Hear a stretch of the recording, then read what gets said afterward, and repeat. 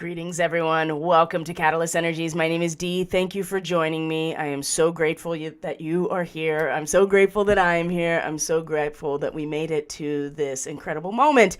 Welcome to the Daily Medicine Transmission. This is a transmission, an intuitive reading. We're going to look at the astrology for the 22nd of February, 2022. So 2222222. And we talked about yesterday, too, how that adds up to 12. And, a lot of these 12th house themes seem to be very strong right now.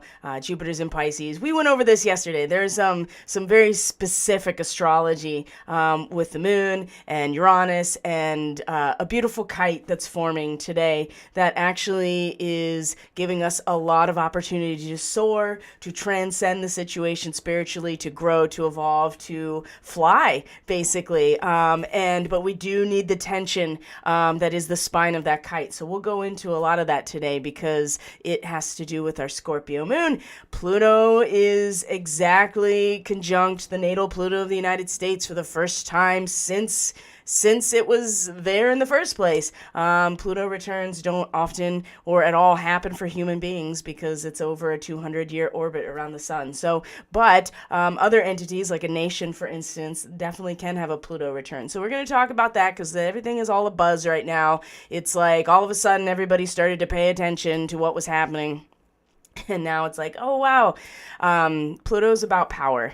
And we're going to talk about that today. We're going to talk about power. We're going to talk about strength. We're going to talk about compassion. And these are all the things that are coming forward. So welcome back, everyone. Thank you for being here. And if you're new to this channel, welcome.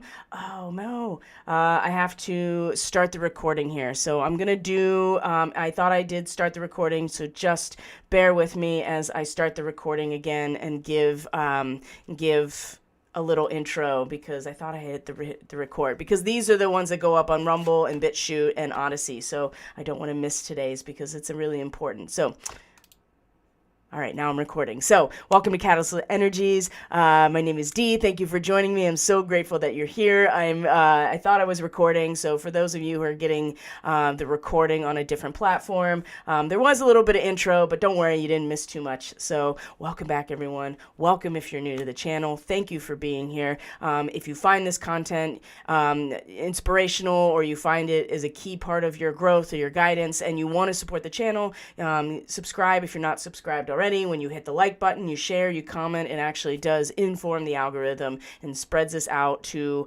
a potentially wider audience. So thank you for doing that. And let's get into today's transmission. I mean, like I said, the internet is aflutter with all of the transmissions and channelings and readings and reports about this time. It's all of a sudden everybody realized this was happening, except us, right? We've known for a really long time.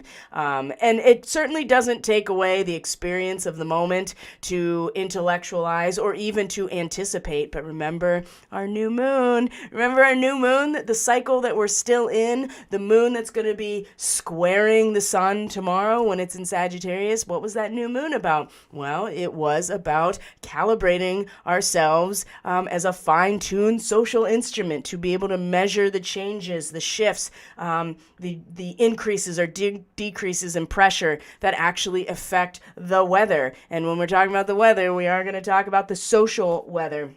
This was the intention of this cycle that we are still going through. We're about to hit another crisis point by tomorrow with this third quarter moon. But today, with all of this potential and all of this energy surrounding this moment, and a moon in Scorpio, really having each of us connect in so personally and so feeling-wise into the depth of the feeling and the power that is generated, the resources that are generated in relationship. It's a power that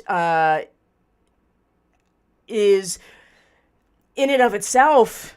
It just is, right? And it's what we intend to do with it, the energy we put in, the energy that will come out that is really a part of our free will expression. But I think that there is tension that we're going to explore today that is a necessary part of giving us, like I said, a spine or a structure that allows us to build this, apparatus around it that allows us to fly. It allows us to ride the currents of our own mind and our thoughts and our spirit in particular. I think that's really, really important. Man, there's so much to go into. So I'm going to check in with the stream, see how it's doing, if it's healthy. It looks pretty good. Hello, everyone. Thank you for being here, whether you're live or on the replay. It's so great to have you here. So I'm going to switch out of studio mode. We are definitely still recording, and I'm going to be honest, just exhausted. And for no other reason other than just, lunar cycle type of stuff. But that on top of the weight and the density, and also just the movement of everything. It's a lot right now. It's definitely a lot. So I hope people are taking care of themselves. This is kind of a big theme of today's reading, and especially in the intuitive reading and the intuitive portion of the transmission, about how important it is to take care of ourselves, especially if we come to realize, whoa, I'm really not taking care of myself as well as I could, or I actually am in need of healing. So before we get into the details and start really weaving these threads together, it's just some very basic information that's come my way, some information that has come my way through my own personal mechanisms. I feel as if not we as in individuals, but the awakening process is about to kind of barge in on some people who didn't think they really needed it. I have a sense that there are a lot of people who have identified themselves as woke or having some sort of elevated social consciousness that are about to be intruded upon by a perspective. Well, think about Pluto, right? Pluto is about power, and the power that is necessary to destroy in order to create, right? Simultaneous in terms, the power just is, right? The power is generated. The power is generated in any kind of relational or communal aspect, whether it be our relationships with each other, business relationships, social capital, sexual energy that's created in a relationship, or just giving ourselves to a spiritual life or a life of sharing and communion, right? You give of yourself, and that's kind of the ego death in the 8th house. And the dark night of the soul is, facing your own shadow through the process of what is generated in your relationships. Not so much if it's balanced. I mean, that's more of a 7th house and Libra thing, but moving into Scorpio, the moon in Scorpio, it's just unavoidable, and it's very uncomfortable and can be very intense. And I just get the sense that there will be this intrusion. And I do suspect too that when we look at the reading, clearly there are lots that are things that are going to apply to anybody who's listening in some way or another, but it does also feel like that it's representing that next level of very rapid awakening with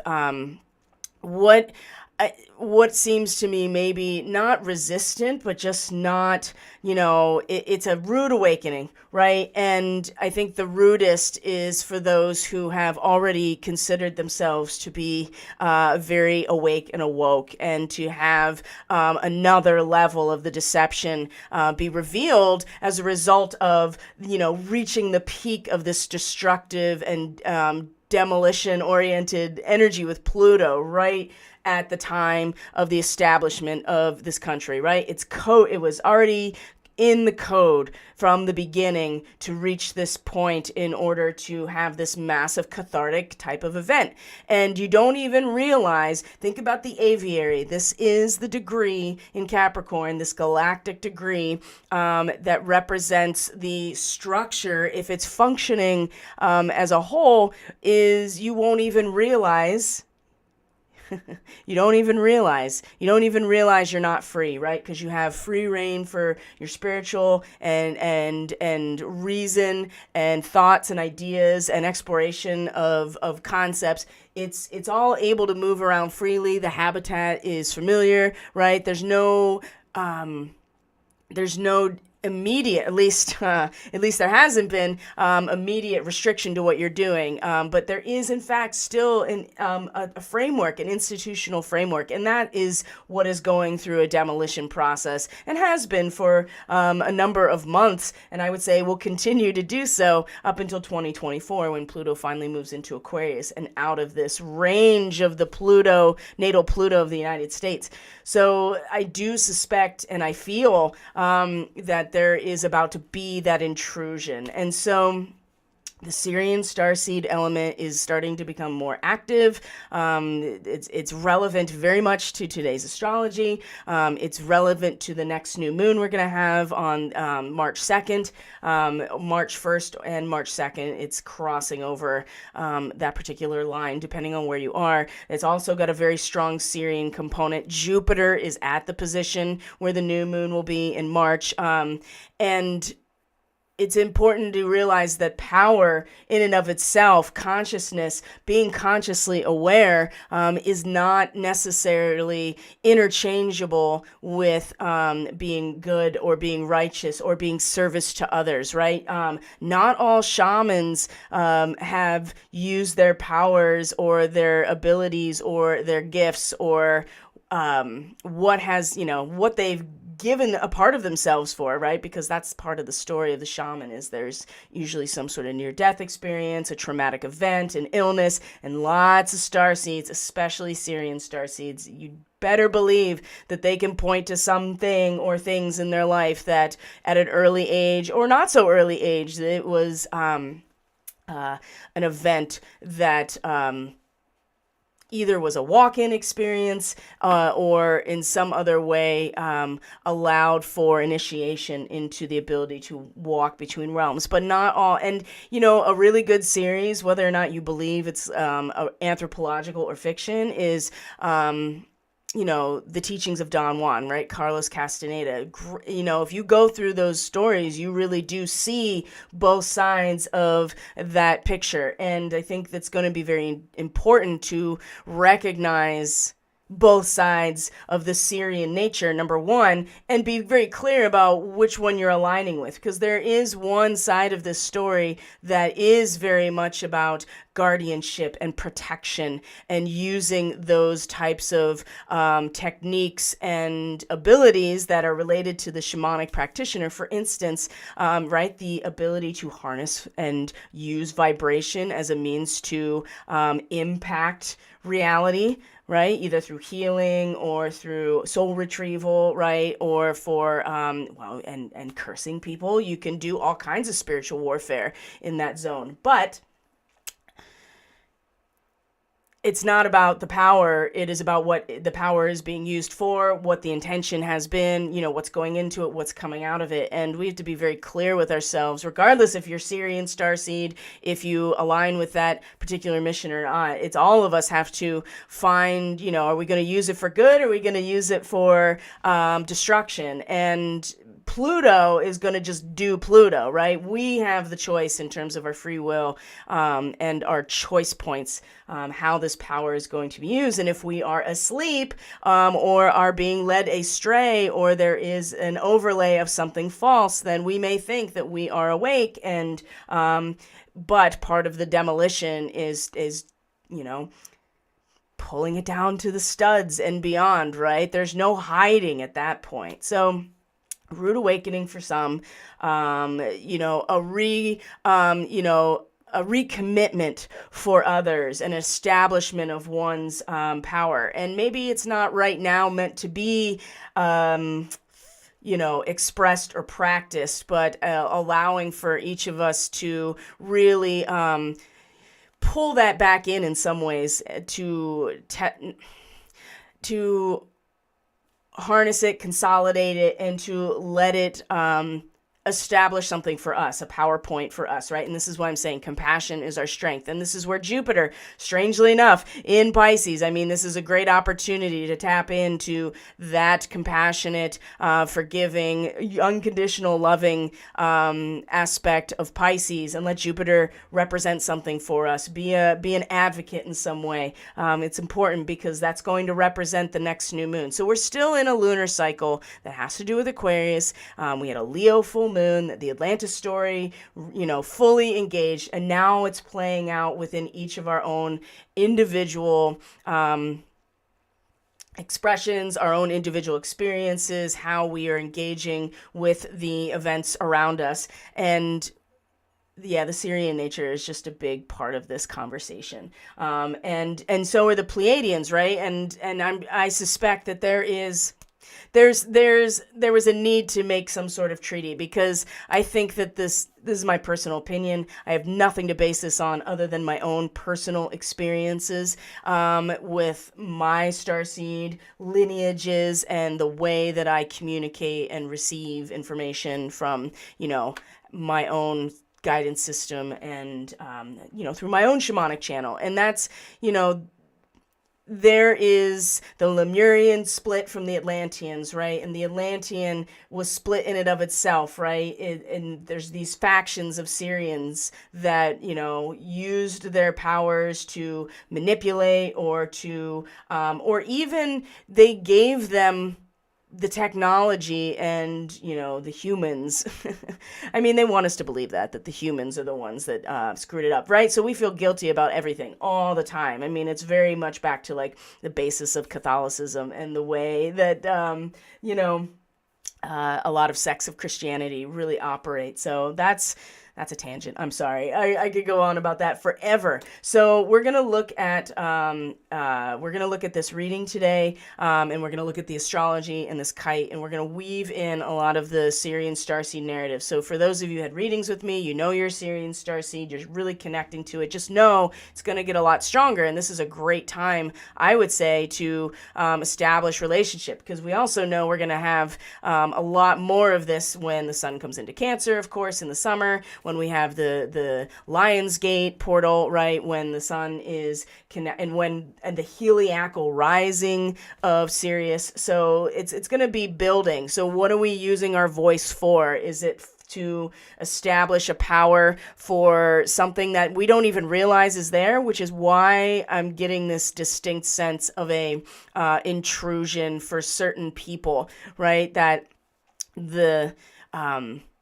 in order to wake up and not give one's energy over to a situation that is either false or is identified with something outside of what we're trying to do, where we want to go, I think that it's just going to be a rude awakening for people. So I'm looking at the chat here, and Emily says, the ones with the egos wrapped around their high levels of wholeness. Yeah, I can see that. I'm pretty sure it's going to be a rude awakening for us all in a good way. I totally agree with you. And that's kind of the point. Some people, it's more disruptive than others, but power is power. And we also know that Pluto is, demolishing in order to build something new. And we know we have Venus and Mars traveling together. And so they actually are going to have a good relationship with the moon, a sextile each with the moon in the late degrees of Scorpio today, which is really getting into the mastery level of Scorpio, which is you've gone behind the curtain, and in fact you are like, not only have you gone behind the curtain and seen the wizard, you are like throwing the curtains open and being like, all right, I have faith in my relationship and what I am creating with people. So, do you have faith? I think that's a really good question people are going to be asking. 22222222. It's incredible. It's so powerful right now. I personally am just like, I'm ready to go back to bed. Okay, so let's start with our reading so we can see how it was. It's not a very pleasant reading to look at, but that's okay. That's okay, because I feel like there's a lot to be gained from it, and there's actually quite a bit of guidance around it that makes a lot of sense and is probably going to be very useful for all of us. Now, I apologize for the lighting. I was ready to take the picture because the cat just would not stay out of the frame, but we'll be able to see all of these cards in fullness, so you can really look at them. So all reversals except our effect or our outcome, right? Which is the art of alchemy, right? The number 14, or temperance. You could call it temperance. But everything else except for the animal cards, which I don't read ever in reversal, everything else is in reversed. So I do suspect that there's a lot of internalization, there's a lot of resistance, there's some inversion, there is some uncomfortability here with all of these energies. So we'll start at the beginning and see what comes up for everyone. And there's a lot of things that keep happening out there, too, that I will bring in because they're very relevant to the astrology in particular. Like, for instance, what happened with Russia yesterday, and recognizing two separate sovereign areas of Ukraine, right? And what that means. So that's very related to the astrology in particular. So, but we're going to start here with the Queen of Cups. So we do see that she's reversed. And so the Queen of Cups is like the perfect transformer, right? The water of water. She doesn't have any judgment. She has no agenda. She is just there to be loving and kind and passionate if necessary. But in particular, pure emotion. We do have a moon in Scorpio, so that's something to consider. We do have a grand water trine with Jupiter, Black Moon, Lilith, and the moon in Scorpio, as we're going to see. So there is a lot of feeling in the chart in general that is really lining up to be very supportive of all of that feeling. So she makes a perfect transformer. So we know that this is people in our lives. This is us.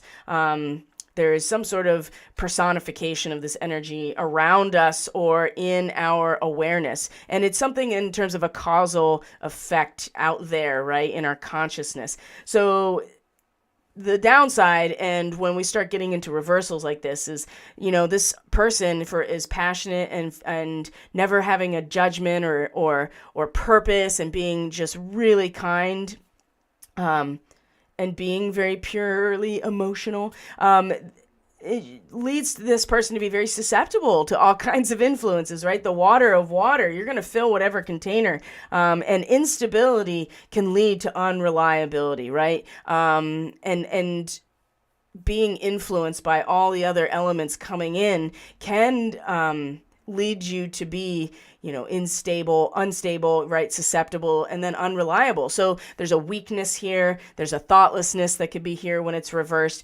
We can turn in any direction the wind blows, right? We are just like any kind of water. If it's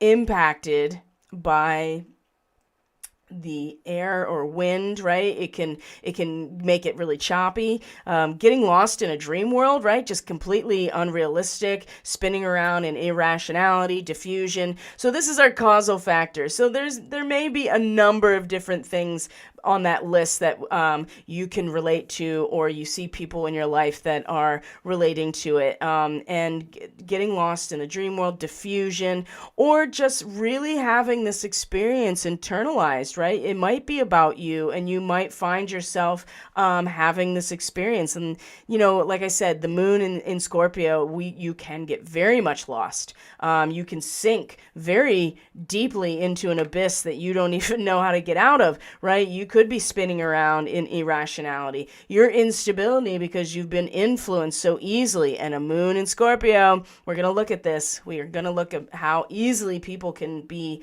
a parrot for something they don't even realize.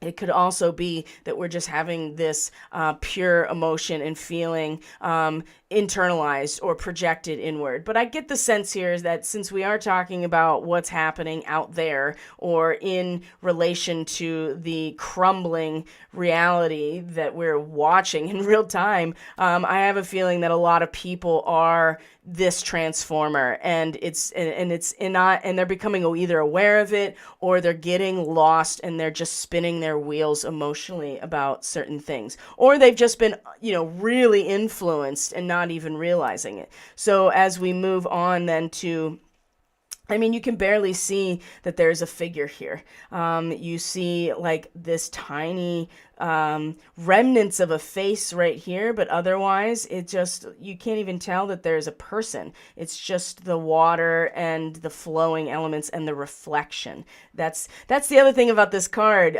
is that it's a reflection, and this person often is a empath and reflects back. And again, so when it's reversed, maybe there is someone around you that is not digging the view in the mirror that we saw yesterday, right? The views of the ego. And maybe you are that mirror. And it is really, or the other way around, somebody's mirroring something that you don't really like, or having a hard time accepting.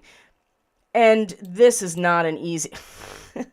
And to go from that to the Princess of Wands reversed, this is just like flipping a switch. Now, I will say that we have water and fire here, both feminine energies, and then you have the combining of fire and water in the art of alchemy. So it's not all for loss here. And as Emily had just said, like if we're all in for a rude awakening, it's all for the best.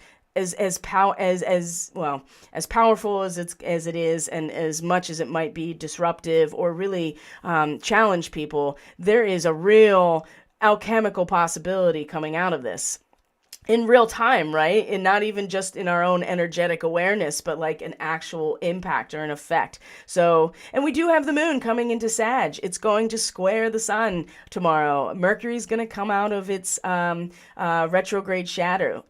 And that Mercury in the 6th house, that is a very strong component of alchemy. So there is something very favorable, I would say, on the way in terms of our own transmutation, our own upgrade in meaning and value, which is what Sagittarius really represents. But it's not going to come without some serious,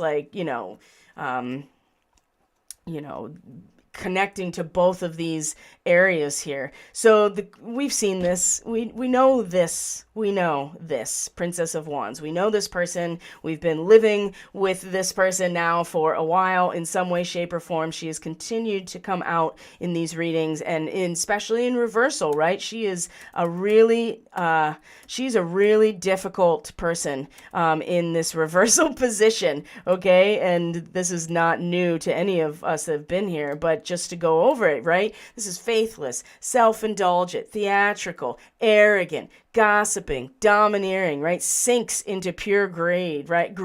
Unable to feel real compassion, right?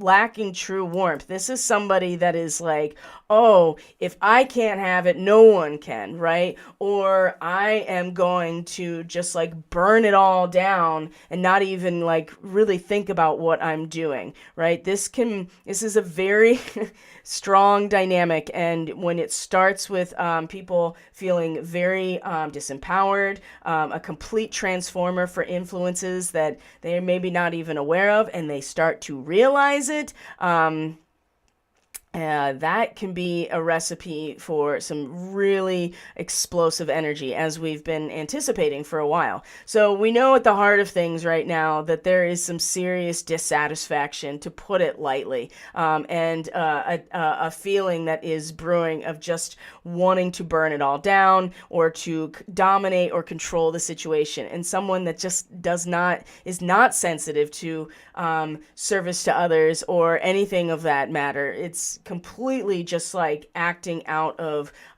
instinct and very indulgent, very self-indulgent.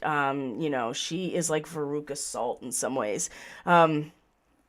Interesting. So in terms of our own energetics, what I find interesting here about this is, number one, you have a 6 at the top. We have the divine physician has come back now at the top and is in our actual energetic polarity now, but is not very well placed because it's also in its reversal, usually suggesting that we've sidelined something around, spiritual healing. But what I also think is interesting is number 15, the Muse, which again is a very Piscean concept, the Muse, right? Something that we consider to be outside of ourselves, but is the type of entity that inspires art and inspires creativity, right? That comes out of our connection right into our imagination, into source, into God, but also a 6, right? 1 + 5 is 6. So we have these two 6s that do represent the merging of spirit and matter, right? The 6, the sextile, the seal of Solomon, the Star of David, right? I mean, again, it's these symbols in and of themselves that represent a certain dynamic. It's what we're doing with them and what has been done with them and the intention behind them that we have to be aware of, and also to be very clear with ourselves. So the Muse, right? When it's reversed, it kind of connects back into all that energy yesterday about a difficult birth, right? And things not manifesting in the way that maybe we had wanted or desired. And labor pains are not, or they're just not over. Maybe we're caught in some sort of writer's block. Maybe there is an obstacle from outside that's blocking our creative flow.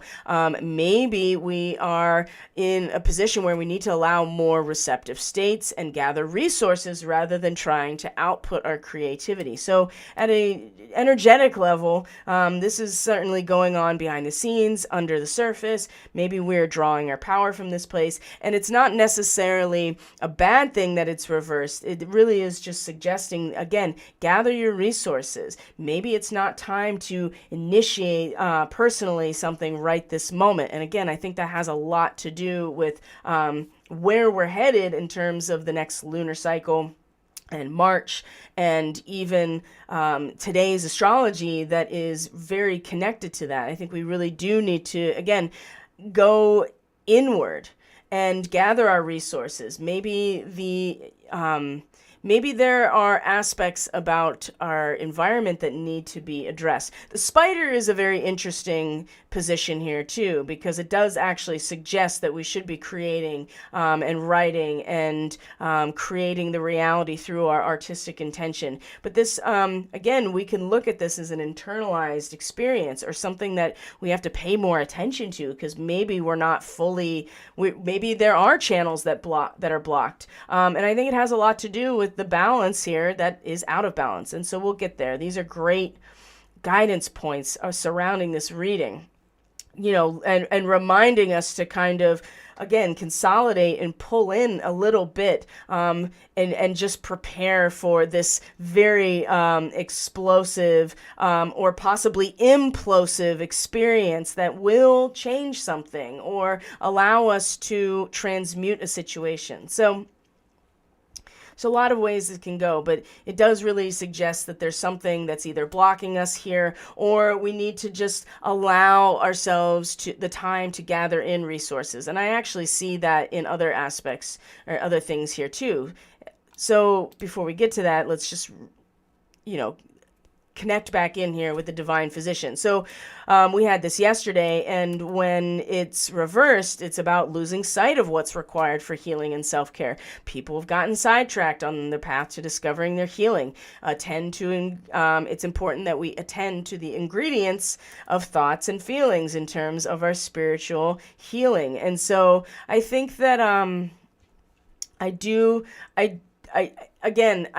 get the sense that this is more of an internalized experience, and also to an awareness that other people might be becoming aware of the fact that something is off about their healing, or that they are in need of healing and not getting it, or perhaps this is about pulling in your own resources. And I would say it is about receiving it, and maybe making sure that you're open to receive it, and not shutting off these channels to receive inspiration, to receive love, to receive forgiveness, to receive actual spiritual healing, to receive Reiki, right? Any kind of energy work. Something here is drawing me to realize here that we're either, there's either these channels are blocked for people, and there's ways to unblock them, or just to pay more attention to where this is coming from. And again, when we look at the kite again, and the water trine in particular, it really does speak to a lot of this. And where is our power coming from, right? Maybe we need to address or readdress or reevaluate where our personal power is coming from. Maybe we've been inspired by something that is actually really out of balance with where we think we want to go. So either way, I do anticipate a massive, well, I wouldn't say massive, but a pretty strong crisis point by tomorrow with the third quarter moon in Sagittarius, to allow for, again, kind of either like an implosion or some sort of catalytic experience or reaction that releases a lot of energy. But there does appear to be some blocked channels, but also the blocked channels are what allows us the opportunity to identify them and to do something about them. So we'll just get a look here at the art, right? Number 4 down to 7 times 2. So again, the temperance, the two sides coming together, the balance and harmony in motion. Mercury, as the ruler of the 6th house, and Virgo is in relation. It is that Mercury who is actually the alchemist, right? The ability to solve and combine and turn something plain into something precious, right? It's about the right mixture. And this also does suggest contrasts that are put together to enrich some sort of inner experience. And maybe it will show us that it's important to leave a fixed position, and just kind of watch what's going on in an observation mode, and then go back to that situation and combine things with a new perspective, right? Understanding is the higher mind of the 9th house, Sagittarius, and that's really what represents this card, the art of alchemy. But it's through the process of Mercury in the 6th house that we do that within ourselves. Then we can do that at a social level with other, and that's what this truly represents, with other.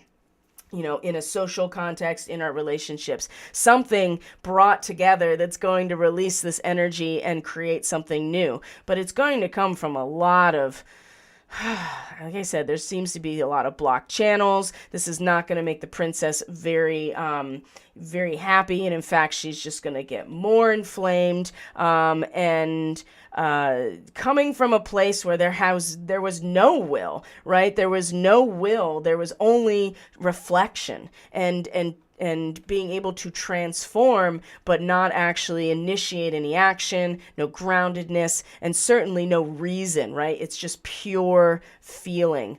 But these are the components for this reaction. So that's the other thing too, is to consider that. So this was not an easy reading. I'll have to, I just didn't want to give it. So, but that's just life, right? We need to be real. So, and that is my last name. So I would, how am I supposed to maintain my birthright and my role here on earth if I were not going to fulfill my natural namesake, at least the one I was given. So 7 of Forces, balance. Okay. When this is reversed, right, it's pretty obvious things are out of balance in terms of our action and in terms of the application of things, right? We are embroiled in a difficult situation that has caused us a loss of power. And it's an unjust situation, right? We know this. This is not exactly news to us. And it requires action. We need to take action to, in some way, untie the situation, even if it's an action that is to internalize, or an action that is to consolidate, or to an action that is about turning inward in some ways, or to receive or gather. How about acquiring good counsel? That's one way to do that, is to receive in some way. But it's important to keep the balance, even if the situation doesn't go as desired. And we talked about that yesterday, actually. So this is showing about like when people are really having a hard time being inspired, maybe they're starting to feel more like a martyr and less like an artist, or their imagination seems to be blocked in some way, right? This muse that's reversed. It's important that we still maintain a sense of balance within ourselves and in our relationships, even if things don't go the way we want, right? We want to seek justice and release our revenge and our anger. And boy, I mean, the Princess of Wands reversed, two of those things. She is really quick to engage things like revenge and domination and being very, very theatrical and angry. So it's very much right at the heart of things. It's very much accessible for a lot of people right now. And so maybe we need to acquire good counsel, either from our guidance, our spirit team, or, anybody in your life that you really seem to value their counsel, whoever it is. It's important that, I just think it's important that we are realizing that we are embroiled in a situation. And it explains quite a bit about how people are feeling maybe uninspired, or having their creative channels blocked, or just not feeling very powerful in that realm in terms of our own connection to source, right? Because that's where we find our inspiration ultimately. There's just, the muse is just one an iteration or a manifestation of the prime creator, right? So when we look at the spider, here's our friend the spider, it says trust the creative spark you're feeling and express it. Well, what happens when you're not feeling a creative spark? Maybe the creative spark is what's going to open the channel, right? Maybe you just need to write a new story. Maybe you need to get out of the old web that's having you seek justice and revenge possibly, and write a new story. Maybe you have to create a new container in order to restructure your character. And as we're going to see, I mean, that's a big part of where Black Moon Lilith is today, in conjunction to Sirius as a star, and where it's at in terms of the Sabian symbol. It's all about your character and a strong will. And so maybe you can find some inspiration. Maybe these channels can open a little bit if we are able to allow ourselves to write a new story, and step away and seek good counsel. I think that seems to be sticking out really strongly for me in terms of what we can do to find balance if we're really having a hard time. And the spider is a very powerful and potent medicine. So, pay attention. Are spiders in your life right now? Did you get bit by a spider? Did you see one where you don't normally see them? Did something else come up about the eightfold path, about the web that we weave? These are all important things that are coming forward to communicate to us, right? These are what these animal cards are for. So speaking of animals now, here's our honeybee. Let compassion and forgiveness be your top priority. So I think a lot of people are realizing how much they need healing. And maybe people are realizing or coming to terms with the fact that they need to receive healing. And maybe the training or the focus on becoming a healer or facilitating healing has gotten sidelined in some way. But I think really it's about true spiritual healing and heart healing. And this is suggesting let compassion and forgiveness be your top priority for yourself, for other people, to have some compassion, to have some empathy for people who may be really coming to terms with some things here. And also, too, for yourself. The Eight of Keys is very interesting to me. So the Master Artisan, this is the end of the Keys suit in the Akashic Tarot. The idea is that the Master Artisan is now passing on the gems to the apprentice, right, and the workshop here. And so the artisan is outputting everything that we've learned as a master to continue the material cycle, or to pass on our body of knowledge and skill. So when it's reversed, it's suggesting that the the gems are coming back. There's a return of resource here as a result of output in a different situation. So again, what is it that it's a time of great return, a phase of receiving. So again, it's going to have a lot to do with what you've put out there, what you're receiving. And some people are going to be receiving something that brings their awareness to the fact that they need healing, that something is off about their healing, or they've lost sight of what is required for their self-care and healing, or they just are becoming more aware of it. And I would say that this has a lot to do with the time of receiving. You're getting back what you have put out. We all are, in a very material way. And I would say that, again, compassion. Be compassionate. I literally got that today. Teabag label, right? Compassion is your strength. It's really not that difficult to consider. And especially too, if you are receiving something you've put out and you're realizing that it is detrimental to your healing, that it has sidelined you in some way, right? That you are not a big fan of the power that you've generated in your relationships. Be easy with yourself.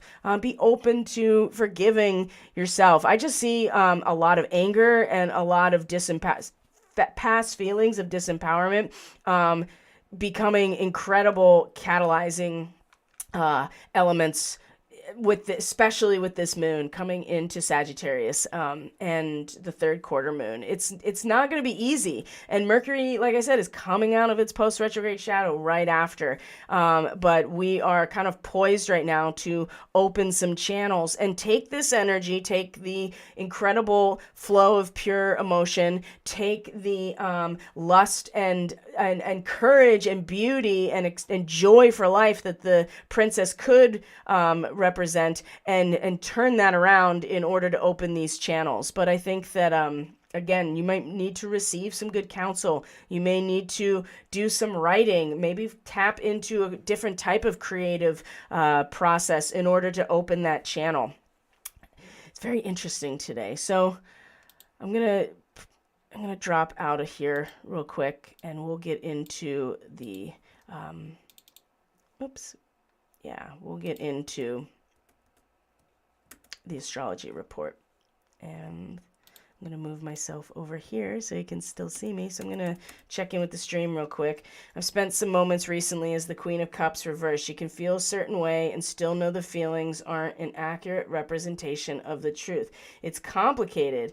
Hearing it's all reversals doesn't surprise me at all based on the energy. Not Meg. Oh my God. And Emily, I'm going to respond to you in a minute. So much projection coming at me, but recognizing it and not letting it take me down is a step in the direction. You guys are so awesome.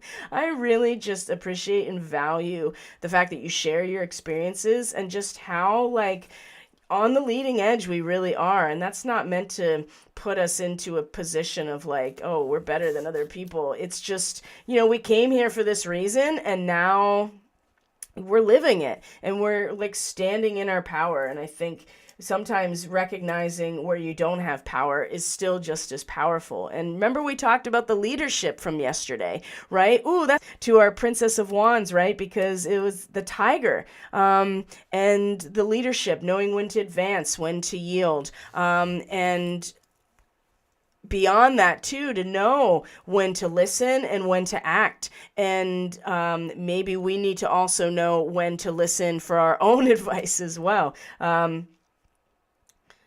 You can feel a certain way and still know the feelings aren't an accurate representation of the truth. It's kind of like you can feel your... It's not that the feelings are wrong. You're right. They are a reflection of what is happening out there. And if they are a reflection of the hologram still being what your consciousness pays attention to, whatever it is, then yeah, then you realize that's not actually an accurate reflection. I agree that it's complicated. Wow. and so much projection coming at you, but recognizing it and not letting you take you down is a step in the right direction. It absolutely is. Like, that's probably one of the most powerful things we could all do, is just to be that level of aware and conscious, to the point that we, when it's being projected at us, we know that the strategy is not to necessarily shield yourself out of fear and separation, but you just open your heart more. You just make your heart that much more powerful, and that emits a stronger field, and the stronger field is going to allow things to either bounce off and reflect back, which is very difficult for people, and I think that's a lot of what's happening right now, is the bounce back, when people are just like, no, this is the truth and I'm standing in it, and it's reflecting back at you. I'm so proud of you guys. All of us, including myself. We're doing good.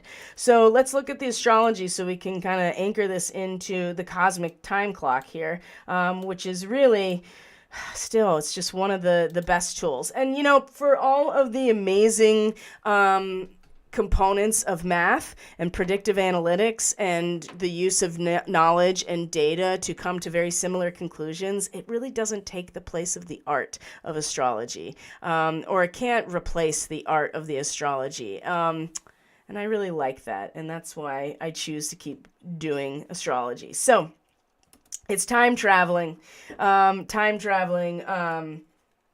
without leaving your seat. It's pretty great. All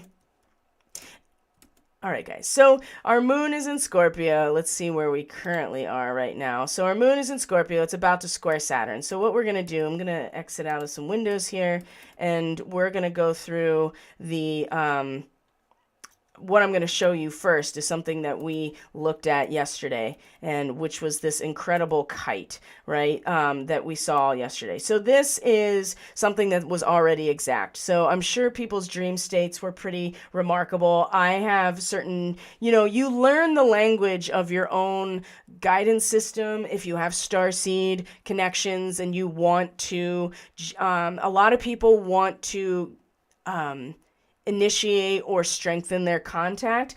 You learn the language, right? Because there's definitely a particular way that you get this communication, and there's certain tells, there's certain images, there's certain people that they present themselves at. Different starseed beings, or different star races, different star family are going to show up as different people for me, and it's very consistent. It has been for years. In ways that I know that's what's happening. So I know for me, I got a lot of connection and a lot of contact and visitation from those SIRIAN connections, and it was a big part of this kite. I mean, it's written all over it. I mean, you got Black Moon Lilith in conjunction to Sirius. You have this grand water trine. You have Jupiter in Pisces, which is also a SIRIAN starseed marking, and that's where the new moon in March will be. And then you have the spine of the kite, which is the moon in Scorpio opposite Uranus, right? This is always a very, emotionally erratic type of thing. Anything, opposition to Uranus is going to be either a breaking point or just like the emotional instability is so... We try so hard and to find emotional stability in the face of Uranus doing Uranus things. So, let's just start breaking this down. We brought this up yesterday. So what is a kite, right? Here's the spine of the kite. This is what gives it its form and structure. It's an opposition, right? And so around it is this grand water trine, and then you have these sextiles from these points. And so a kite rides the currents of the spirit, right? It flies through the air as a result of its shape and its structure. And part of that is this opposition. So this particular degree in opposition directly to Uranus is all about ritualized display of power. So we've been seeing that happening over the last day, especially with Russia and Ukraine. I feel like that, regardless of what you think about it, I feel like that particular announcement. I could feel it. We all felt it building, and it's the culmination of that announcement and what it represents that is really pulling on this experience of Uranus that is already providing all of the infinite versions of reality, all of the infinite things that we can value, and not settling on anything, because we are literally window shopping reality here. And when I say reality, anything that has inherent value and worth to you is what Taurus represents. And so it's through this process that we start to identify what we actually want, what our ego actually wants, like in terms of the second house in Taurus. When we get to this point, it's a moment of fulfillment of like, oh, I see that things that have value and worth, I'm going to want them, right? It's just part of being in this reality. So it doesn't have to be negative. It's just part of living in a third density form, right? And the first culminating pattern here, which is 12 degrees of Taurus, is about this. And so while that is going on and like glitching constantly, we have a very strong, emotional, heavy, very dark and potentially and very powerful ritualized display of power, right? When all of the elite are coming together and interacting with each other to show what it means to have these relationships. So it's group consciousness at the highest level, and it is a ritualized display of power, and it talks about the value of meeting other people at the highest possible level of cultural interplay. Okay, so there's a lot happening that could fulfill this, but there was something that reached a very distinct with Russia and Ukraine in particular. That was a big part of it. Now, people are going to have this experience in so many different ways. All of these things are happening in your chart. One thing I'd like to point out is in terms of Sabian symbols is that, in the astrological mandala, which is the book that I primarily use, it breaks every sign is broken down into two halves, right? So 15 degrees and 15 degrees, and that has its own energy. And then each degree obviously has its own symbol, but each phase is every five represents a phase within that particular half of that sign. I know that's complicated. So the point I wanted to bring up is that this degree where the moon is in Scorpio opposite of Uranus is phase 222. That was the whole point I was trying to bring up. So there is just all of this twin flame, dynamic all over the place with not a single thing of Gemini except asteroid Ceres is in Gemini. But soon we're going to have the moon in Sagittarius, which is opposite of that. So that in itself is going to be like, we're going to gather a lot of inner strength at that moment in the alchemical union, in the bringing together of the opposition. So the twos everywhere, right? It's really, really strong. So here we have realized display of power that we're all feeling into. We're having some sort of maybe emotional experience. Maybe we had an incredible dream about this that came out, and it's really the tension emotionally between the glitch in reality that we're experiencing is, in fact, this is the tension that gives a structure to everything else around it. And what is it? Well, this deep primal urge to really shape our character through the force of our own willpower. That's here with Sirius and Black Moon Lilith in Sirius. We have Jupiter in Pisces that's representing an actual symbol that we can all follow, right? Whoever Jupiter is, whatever Jupiter represents to us, whatever area of life Pisces is, it's a spiritual representation, and it's a symbol. It's a symbol that is presented to everyone to be able to follow in their own actions, their own footsteps, their own courage. So And then the moon, this display of power, right?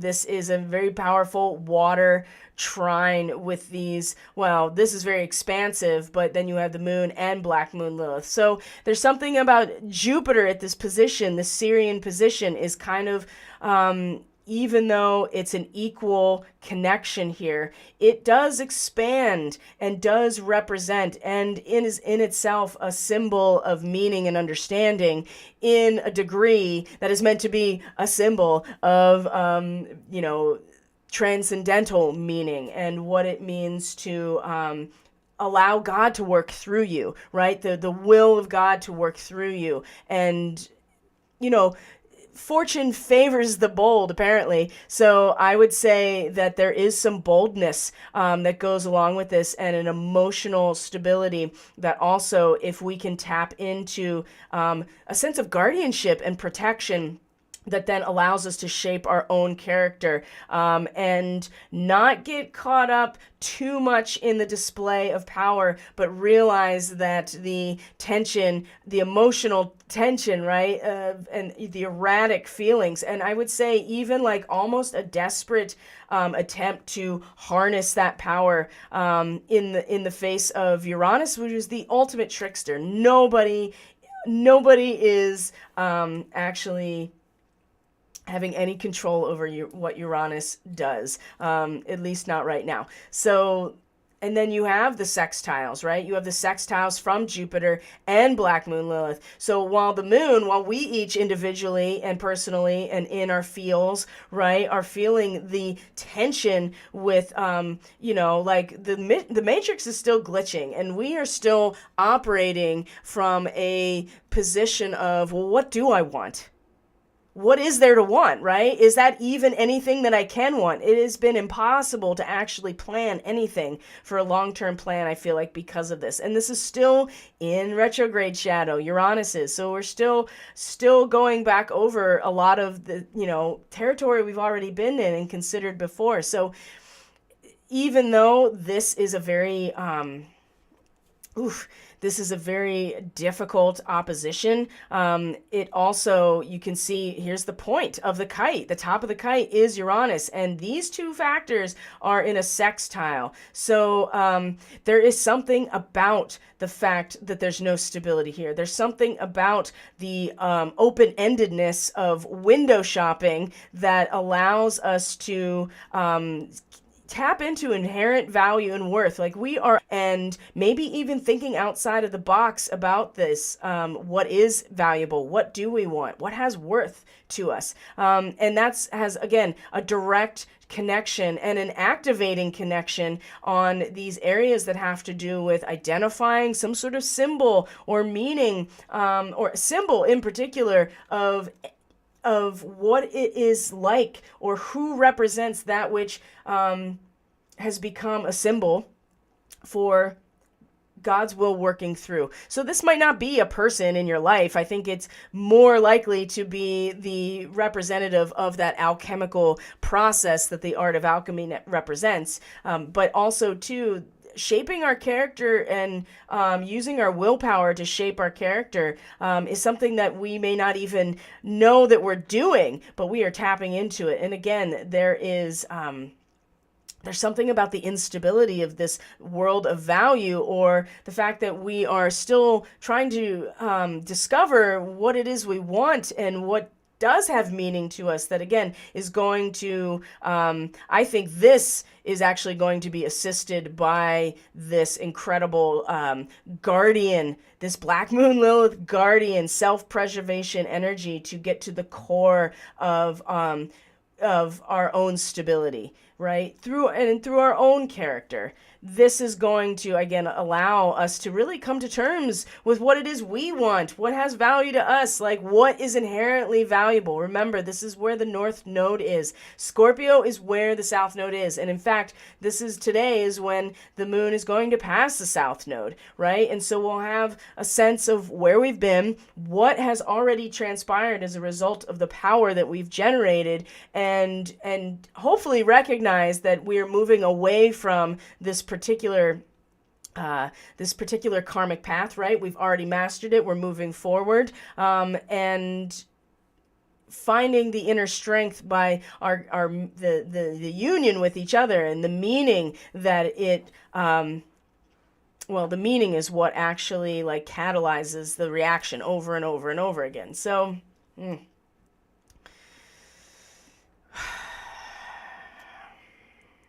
Pluto is about power. So let's talk about that. And let's talk about actually where Mercury is today as well, because this is, and the fact that the moon is going to square Saturn. So we do see that Saturn has moved into a new degree now. It had been sitting in 17 to 18 degrees Aquarius, right? The motives cannot be kept secret when you are in the social environment and you are attempting to tap into the wavelength or the frequency of the social environment. There's no hiding anything in that situation, or at the very least you realize something is hidden, and that in itself is a reveal. Now Saturn has moved into a new position, has evolved, right, has progressed into the next degree, and it goes from the unmasking to, okay, that had a really, really strong destructive impact, and so I have to utilize the same resources of that same social environment in order to, basically put out the forest fire. Whether it was started by intentionally, whether it was a bolt of lightning that represents a really a rapid shift in awakening, whatever it is that came from most likely the unmasking that Saturn was representing over the last number of weeks, is now coming into like, okay, I better take the responsibility here of being part of this and doing damage control. And this is a really important thing to consider, because this is about where Mercury and Saturn are going to come together at the new moon. So this is already building in a societal authority type of way, right? We're going to gather all the resources to do damage control. And you can see that happening probably like in Canada, big time, and other areas where that particular convoy structure and system is spreading to. So, but we have the moon here in a square to that, a fixed square. And this is where power is so important, and understanding the depth of it and where it comes from. Because, one of the things about Scorpio that often gets overlooked, but I like to talk about it, is that it's really about faith. Faith is truly developed in this area of Scorpio, because this is the actual feelings that we are, or to generate, the energy that we're attempting to generate. And so when there's enough feedback from these relationships that we start to develop trust and intimacy, that's where faith comes in. And there is an ability to really tap into or wisdom outside of our everyday experience, right? By tapping into this space. This is where mediumship will come in. This is where channeling will any kind of contact, or visitation could come in as well. Hidden. So whatever's hidden can be accessed when the faith and the trust is built, right? Now, if this can also be built not on faith and trust and intimacy, but on manipulation, exploitation, mind control, trauma-induced bonding in the 8th house. So when we tap into this energy of the parrot that basically is just transmitting what has been heard, right? The channelship that comes from this relationship, it's very important to realize here that it is not what comes through is going to provide and create a challenge to a situation that is much more about using the collective energy to do damage control, to use the strength and be indomitable. Now, this is going to be so much more accessible to the everyday mind and information out there with Mercury when Mercury meets Saturn at the next new moon. But in the meantime, this right here, something's moving through us, something that is either coming through as a result of trauma bonding or is coming through as the result of real faith. And, it allows us to access something that we normally wouldn't because of stepping aside in this relationship and letting it come through. So regardless of how you feel about these types of modalities, mediumship and channeling and, even just like making contact or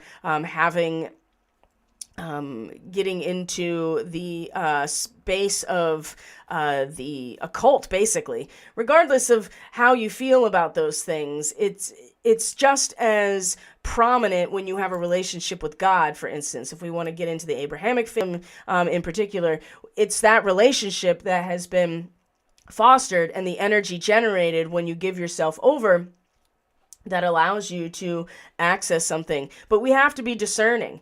So that our faith is not, the overeagerness is not actually making us is not making us just a vessel for someone else's message to come through. But ultimately, what I do see with this is that it's coming through, right? The access to it is very strong, and it's going to provide some sort of challenge or conflict to a very strong authority that is ready to harness that power and use it to do damage control. So this feels very, very powerful and feels like for those who have been keeping the faith in their awakening process, their spiritual evolution, right? And in compassion, right? All of the things that we talk about here, this is going to come through so strongly. What it also could do is it could be other people, like I talked about earlier with my dream and my message, that there will be a rude awakening and an intrusion. And I do feel like that it might come through this as well and be very uncomfortable, especially when some people are really trying to just like do damage control in their lives or in their personality or wherever you find Aquarius in your chart. Okay. So as we move on with our moon, we already looked at that, the kite, right? And the moon is eventually going to have these really great connections by the end of the day with all the Capricorn energy, right? It's going to sextile Mars, sextile Venus, is going to be a trine to Neptune as well. And Mercury and asteroid Juno are now conjunct today as well. And this is something I really wanted to bring up because I wanted to talk about these two coming together today as, the new social media platform from President Trump is launched today, right? And for all intents and purposes, I mean, social media and the internet of things is a very Aquarian thing, and the actual communication and the process of it is represented by Mercury. Now, in Aquarius, still just another day or so is about to come out of its shadow. So it's still territory that we have already gone over before. The thing that's different is asteroid Juno is here, right? Hera in Greek mythology. She is the queen of the gods. I don't understand why she's relegated to an asteroid in our solar system, but that's a conversation we can have some other time. But what I will say here is that she's the queen, and she is the protector of marriage, of childbirth, of contracts. She does protect the state. She does protect women. She protects the institution of the social order. And so Venus, as the ruler of Libra, for instance, may be the Lady Justice that is able to feel when the scales of the social contract are off. But it's Juno who actually acts as the agent. And guess who Juno or Hera's father is in mythology? It's Kronos. It's Kronos, okay? Saturn. So the Libra, the Saturn, Juno, these elements are all linked together. And for her to meet in Aquarius, right? So, I mean, really, she is not only defending the state, but she's defending the energy of the social environment. She's protecting the wavelength or the frequency of the whole. And to meet to meet Mercury like this as well, in a degree of Aquarius that has a lot to do with the transition from seeing to acting, right?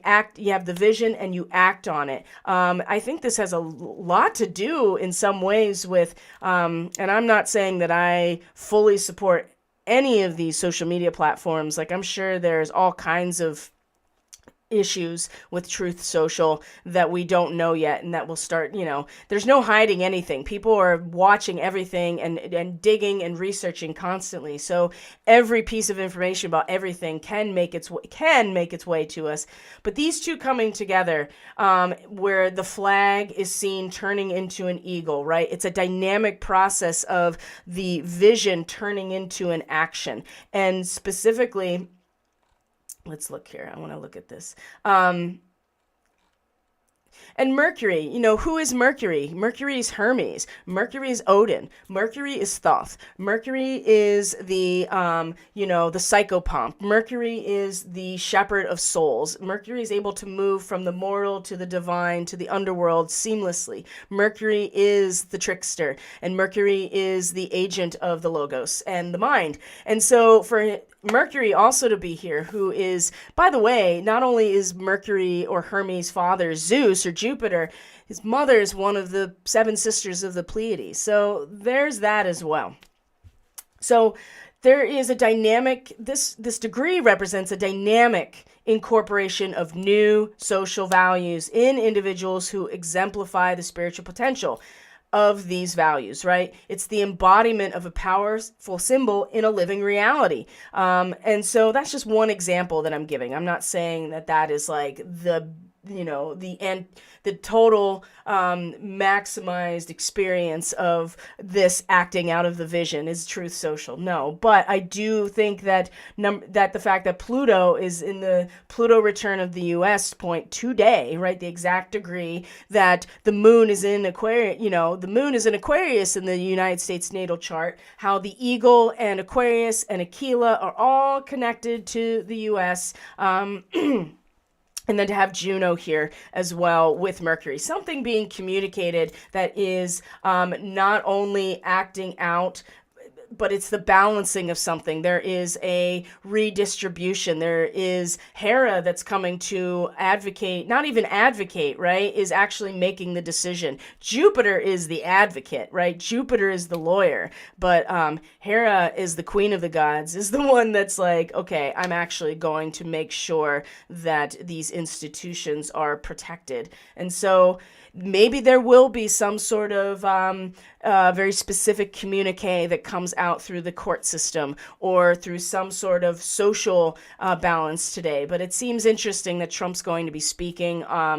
Truth Social's launching today. Trump is going to be speaking publicly, I believe. And Aquarius is his 6th house, by the way. So that's just a piece of information that you can chew on at your leisure. So let's look at the moon here in Scorpio. It's going to make these really nice connections, these sextiles to Venus and Mars, and also a trine to Neptune in Pisces. And this is where we start to get it together, right? We start to get it together within ourselves in terms of what we feel when it comes to our communion, our faith in each other, right? Our faith in what we are generating energetically with each other and what it means. What's the meaning of those relationships? That's what really starts to unfold in the last 10 degrees of Scorpio. So the moon first is in a sextile, to Venus. And can you see it? Yes. Is in a sextile to Venus. Let's go back just a minute because it's going to be like bam, bam, bam, like degree, from Venus to Mars to Neptune. So first it's in a sextile with Venus, in Capricorn, right, is it's a relay race, guys. And Venus is making sure that, is ready to receive the baton, right? She understands, she's patient, she's waiting, she's done this before. These are Lyran starseed degrees, right around 20 to 21 degrees is part of the Lyran constellation. So again, she's done this before. She's ready for the baton. She understands that it's a relay race, that we all are working together, but we are working towards a common goal and it's the competition that drives it in some ways, and it's the feeling of finally obeying our own conscience. We obey our own conscience. We disobey orders in some way, and this is going to reinforce like our commitment to this process of working together as this team. A relay race, right? We talked about this yesterday with the 7 of Scrolls, right? It is the details, and that can be translated to everybody's got their lap around the track that we're all doing together, and Venus is waiting, right? And is ready to receive the baton. Mars is already off and is realizing how much there is to learn about failure, right? And so that's actually the next point here. So then as long as there is some sort of outlet within us, a healthy outlet within us for some either aggression or just a really assertive outlet, again, a sextile, right? We can apply this to Mars that maybe is really going to have a difficult time, or the other way around in some ways, right? We are merging the spiritual and the material with a sextile. So Mars is in this position where he is realizing, I suppose, that how important it is to accept defeat gracefully. And Mars is a warrior. It's not often that this type of energy is going to actually accept defeat. And Venus is making, is right by his side, being like, there's always the give and take. Remember, there's a give and take. There's a give and take.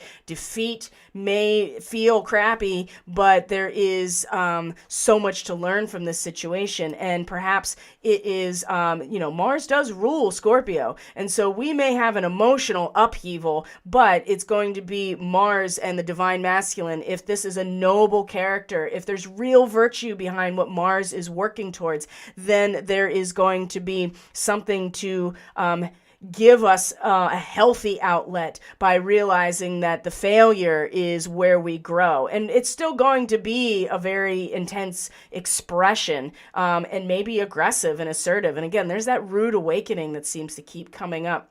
But if we can take that experience, if we can take that experience and really transmute it, right? Transubstantiate it even. I would even go that far. Turn it into a higher vibration, right? A higher frequency, take ourselves out of our base animal drives. And there's nothing wrong with those things. Those are what also pull us together as magnets to unify in some way. But if we can take that energy and transubstantiate it, to turn it into, or allow it to, flip up to the next level, and like a metamorphosis in some way of these animal drives that will have us wanting to express or find an outlet. If we can, this is part of giving ourselves to this spiritual journey, to this spiritual cause. Neptune at 22 to 23 degrees of Pisces is a medium that is giving everything, vital energies to the seance, right? And anybody that's ever done that type of work, not so much Reiki, but doing and becoming a channel themselves, which I don't actually recommend, but, people have to make their own decisions, right? But even if you are a medium and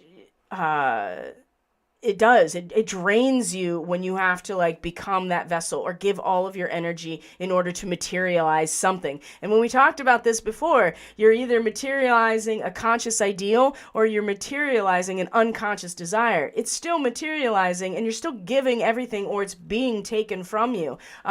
This has a lot to do with our ability to allow that animal drive to go from anger or to revenge or any of those things into a much more powerful,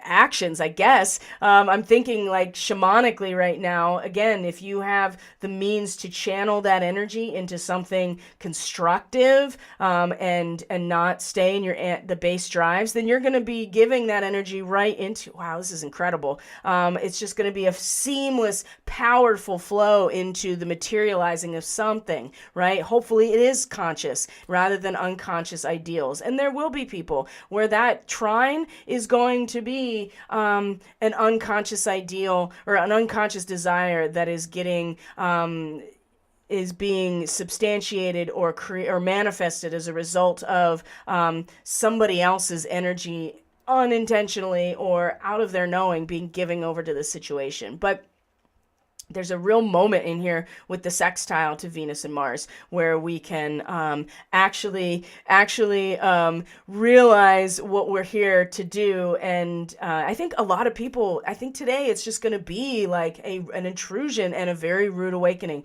And some people are going to wake up as a result, and other people are going to sink a lot deeper into this abyss. And it goes either way with the moon in Scorpio. So again, compassion is your greatest strength, because there's people that are really going to need it instead of a bunch of I told you so's, possibly. In a lot of different ways, okay? In a lot of different ways. So tomorrow, tomorrow's the third quarter moon. It's going to square the sun in Pisces, right? This is I talked a lot about this on the Astrology Forecasts. If you haven't checked them out, you can do so on any of these platforms. You just scroll down and there they are. YouTube, I actually have a playlist that is Astrology Forecasts for all signs. And we talked a lot about this time frame because of the third quarter moon and these crisis points in the lunar cycle, and because this is, when Mercury comes out of its post-retrograde shadow and is going truly into new territory that it hasn't been in since, a year, roughly a year ago. So we've been in this Mercury retrograde period. So things are going to start moving in terms of the mind and communication, information, movement in general, swift movement, and movement in new territory, movement in new vibrational territory, right?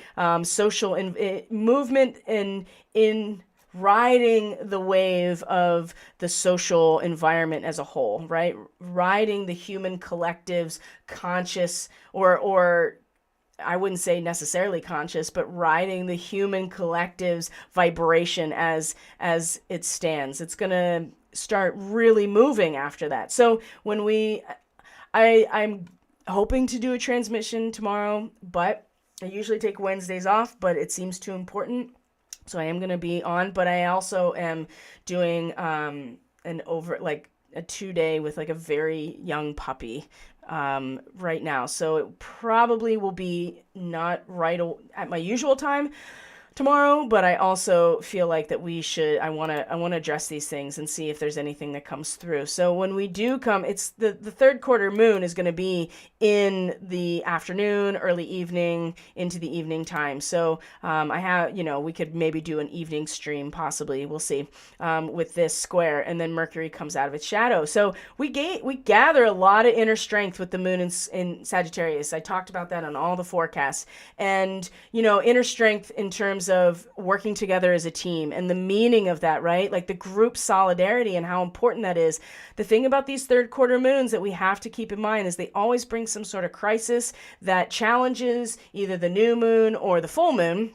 And in this case, the full moon, right? We got the full moon in Leo, and now we've come to the next fire sign, which is Sagittarius, but it's not the full picture, right? The moon is dark in half of it and light in the other half. So that's a big part of the crisis. And it's the sun and the position of the moon that is creating that that lack of full picture that we got with the full moon. And so this has an action behind it. This has a sense of creative transformation. Alchemy is here, right? The art of the alchemy is here with the moon in Sag, but it's the sun in Pisces, right? Again, where we are identifying with the spiritual whole and what that entails, and giving ourselves over emotionally in some sort of display with the trust that it will be returned by the community. This is a different, both mutable, but one is very much in the feels. It's very interesting, very much in the feels in terms of the way we're identifying more with these feelings, but feeling the strength, inner emotional strength of group solidarity and working together as a team. So I feel like that this is going to bring up something, about where our real strength is coming from. And each of us is going to have to address this in our own way. And then, like I said, it's going to get rapid after Mercury moves out of its post-retrograde shadow. So I want to be able to address this with y'all tomorrow. So just be a little bit off of the normal schedule. It won't be right at 10. It will most likely be later in the day. So maybe we can do like a trial run, maybe of the Starseed ministry meetup and gathering and do an evening stream and see how that goes.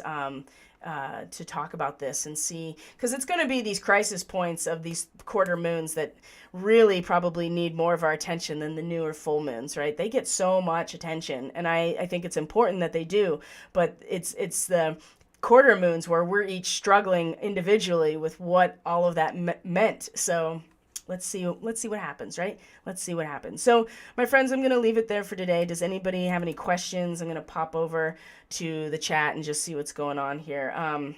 Yeah, I really appreciate people being here and appreciating your perspective. There is so much information out there. It seems really hard to keep up with everything, but I do get the sense generally that the root awakening is going to be part of the moon finishing its transit of Scorpio throughout today and making all of these incredible, this is just incredible. I'm going to show it to you. This kite is just incredible, right? And so here's our display of power. So remember, the moon's going to cross over the South Node. Remember, the South Node is still in the Pleiadian territory, but opposite, right? So we're going to be looking at especially... It's going to be very tempting to identify ourselves with this very militaristic, aggressive glorification of that which we have generated and created with each other. And we can take that with us into this third quarter moon. And I think that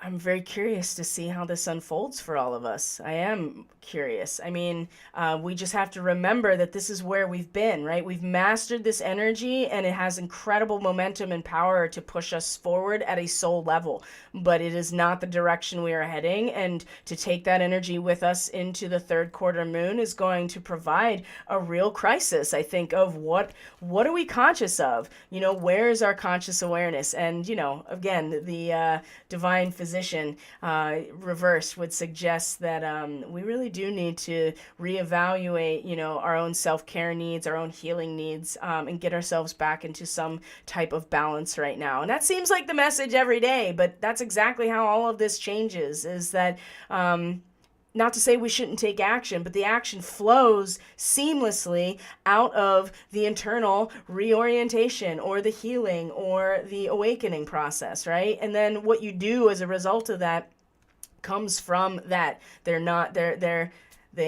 aren't separated. So I'm very curious to see how things go. So please, my friends, take care of yourselves, take care of each other. Compassion is your strength. It can be a lot easier if we can just understand that we've all been misled. We've all been misled. We've all misled at some point because we either thought we were doing the right thing or we let our let desire take over, let greed take over. Like, we all have something that deserves, we all have something that we could stand to have redeemed, right? That's just the nature of being human.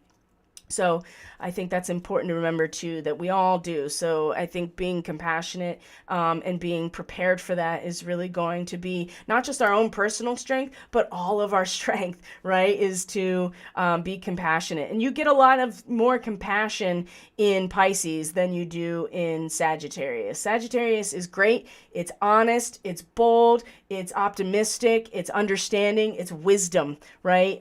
It is alchemy, but that is not the same as feeling compassion. That's an experience, and we're going to have that brought right into our individual experience with this third quarter moon. So I love you guys. Thank you for being here. I truly appreciate each and every one of you. If you're interested in a reading, if you're interested in energy work to support your process, you can follow any of the links in the description box below. If you want to support this work through Subscribestar, you're going to have access to the Astrology Forecast by sign twice a month for the full moon and the new moons, and then the Starseed Ministry gathering or meeting that is on the alternate weeks. That's going to start launching very soon. So that's only going to be available to people on Subscribestar. It's only $3 a month.